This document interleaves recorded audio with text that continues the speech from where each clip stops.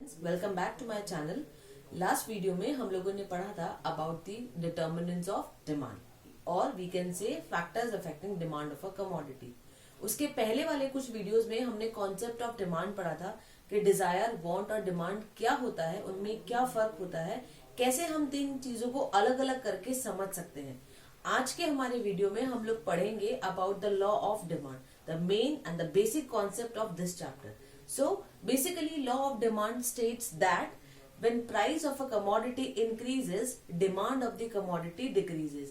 जैसा कि मैंने आपको डिमांड पढ़ाते वक्त भी बताया था, अगर प्राइस बढ़ती है तो डिमांड कम हो जाती है, अगर प्राइस कम होती है तो डिमांड क्या होगी, बढ़ जाएगी। यही चीज को लॉ में एक्सप्लेन किया गया है। So the law states that it shows inverse relationship between price and quantity of a commodity. वही चीज जो मैं भी आप लोगों को बोल रही हूँ, एक चीज अगर बढ़ेगी तो दूसरी कम हो जाएगी। ये जो कॉन्सेप्ट है, एक का बढ़ना और दूसरे का कम होना, इसे बोला जाता है इनवर्स रिलेशन। इनवर्स में हमेशा ऑपोजिट चेंज होते हैं। Clear? So basically this shows के कमोडिटी में अगर प्राइस इंक्रीज होती है तो क्वांटिटी डिमांडेड डिक्रीज होती है, and if price decreases quantity demanded increases. ये तो हो गया लॉ का कॉन्सेप्ट। अब कुछ चीजें आती हैं जो लॉ को सपोर्ट करती है, जिसे हम बोलते हैं अजम्पशंस।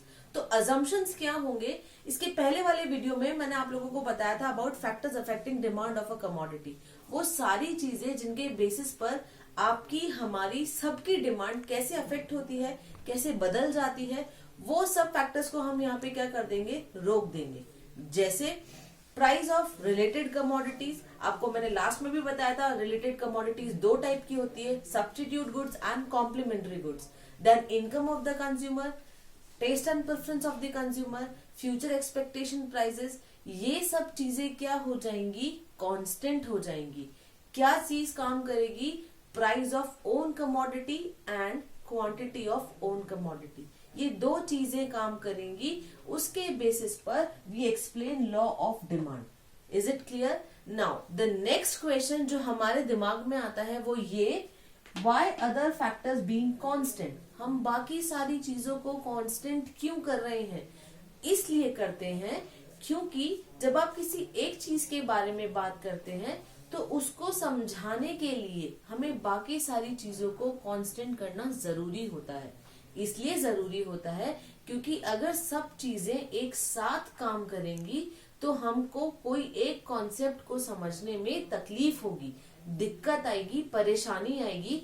इसलिए हम उन चीजों को समझ नहीं पाते। फॉर एग्जाम्पल, मान लीजिए आपके घर में कोई मीटिंग है, ठीक है। अब उस मीटिंग के अंदर 10 लोग बैठे हैं। अगर वो 10 लोग एक साथ बोलना शुरू कर देंगे, you are not able to understand a single word. आपको एक सिंगल शब्द भी समझ में नहीं आएगा कि कौन इंसान क्या बात बोल रहा है, कितना हमारे काम का है और कितनी इसमें फालतू बात है। ये तो आपको लोगों को समझ में आता है। तो इसी तरीके से अगर आप डिमांड की बात करते हैं, प्राइस की बात करते हैं, और ऐसे में बाकी वो सारे फैक्टर्स जो कि डिमांड को चेंज कर सकते हैं, डिमांड को कहीं ना कहीं अफेक्ट कर सकते हैं, अगर वो सब चीजें एक साथ काम करेगी तो प्राइस ऑफ ओन कमोडिटी दब के रह जाएगी। हम उसको एक्सप्लेन नहीं कर सकते, और अगर वो एक्सप्लेन नहीं होगा तो हम लॉ ऑफ डिमांड भी एक्सप्लेन नहीं कर सकते। तो इसीलिए जब हम लॉ ऑफ डिमांड पढ़ते हैं, हम बाकी अदर फैक्टर्स को क्या कर देते हैं, कांस्टेंट कर देते हैं। आई होप आप लोगों को ये समझ में आया होगा।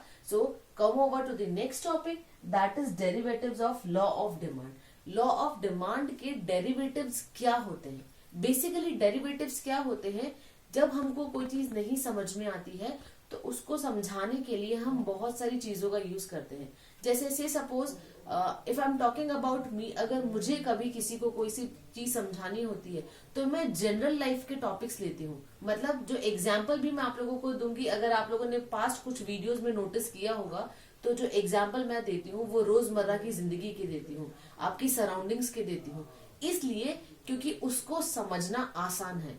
अगर वो समझ में आ गया, कॉन्सेप्ट समझ में आ गया। यहाँ पर लॉ ऑफ डिमांड को दो तरीके से बताया गया है। एक चैप्टर जो आप लोगों का कट गया है, दैट इज कंज्यूमर इक्विलिब्रियम, उसमें बहुत इंपॉर्टेंट पॉइंट था, बहुत इंपॉर्टेंट टॉपिक था, single commodity model and two commodity model, जो आप लोगों के सिलेबस में नहीं है, बट वो चीज यहाँ काम आएगी। कैसे? The derivative states that marginal equality is equals to price. सबसे पहली बात, मार्जिनल इक्वलिटी क्या होता है? मार्जिनल का मतलब होता है पर यूनिट। जब आप पर यूनिट बेसिस पर किसी चीज को कैलकुलेट करते हो वो कहलाता है मार्जिनल। यूटिलिटी का मतलब होता है वर्थ ऑफ अ कमोडिटी। कोई चीज आपके लिए कितनी जरूरी है, कितनी इंपॉर्टेंट है, कितनी फायदा रखती है, वो यूटिलिटी कहलाता है। तो किसी भी कमोडिटी की मार्जिनल यूटिलिटी उसके प्राइस के बराबर होनी चाहिए। ये सिंगल कमोडिटी के कॉन्सेप्ट में होता है। जैसे मान लीजिए आप कहीं आइसक्रीम खाने गए, सपोज आप बास्किन एंड रॉबिन्स पर आइसक्रीम खाने गए। एज यू ऑल नो, बाकी ब्रांड्स के कंपैरिजन में बास्किन एंड रॉबिन्स की जो आइसक्रीम है वो थोड़ी सी कॉस्टली आती है। से सपोज उसका एक छोटा कप जो है वो 70 या 80 रुपीज का आता है। फॉर एन एग्जाम्पल है, मे बी ज्यादा भी हो, मे बी कम भी हो, okay, it's just a imagination. Now 70 रुपए का अगर एक कप आता है तो हम क्या करेंगे? अगर हमको बहुत ज्यादा अर्ज है आइसक्रीम खाने की, ठीक है, हमारी बहुत तेज इच्छा है आइसक्रीम खाने की, तो हम ये चीज सोच के चलते हैं कि 70 रुपए की आइसक्रीम जो आप खा रहे हैं, क्या वो उस कप के बराबर, उस टेस्ट के बराबर और हमारी इच्छा के बराबर यूटिलिटी रखती है या नहीं। अगर रखती है तो वी आर एबल टू पे 70 rupees for that small cup, and if it is not, तो हम वो 70 रुपए खर्च नहीं करेंगे। हम कब खर्च करते हैं? जब हमको लगता है कि प्राइस के कंपैरिजन में मिलने वाला सेटिस्फेक्शन दोनों क्या होंगे? बराबर होंगे। This is price and this is marginal utility. जब दोनों चीजें बराबर होंगी तब ही कहीं जाकर हम उस चीज को खरीदते हैं। कब? जब हम एक चीज की बात करते हैं। लेकिन यूजुअली ह्यूमन लाइफ में हम एक ही चीज यूज करें, ये पॉसिबल नहीं है। एक से ज्यादा कमोडिटी जब आप यूज करते हैं तो आपका आता है law of equi marginal utility. इसको थोड़ा सा मॉडिफाई कर दो, दो चीजों पे आ जाते हैं। जब आप दो चीजें कंज्यूम करते हैं तो दोनों से मिलने वाला सेटिस्फेक्शन उनकी प्राइस के बराबर होना चाहिए। यहाँ प्राइस इंपॉर्टेंट फैक्टर है। वो इसलिए है क्योंकि जब आप प्राइस देते हैं किसी भी चीज का तो बदले में इक्वल इंपॉर्टेंस लेना चाहते हैं, इक्वल सेटिस्फेक्शन लेना चाहते हैं।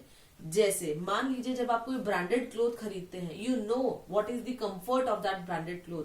अगर वो चीज, वो टी शर्ट, वो जीन्स 2000 रुपए का भी होगा, 2500 रुपए का भी होगा, आप जानते हैं कि वो कपड़ा, वो ब्रांड 2500 रुपए की वर्थ रखता है, तो मिलने वाला सेटिस्फेक्शन क्या हो जाएगा?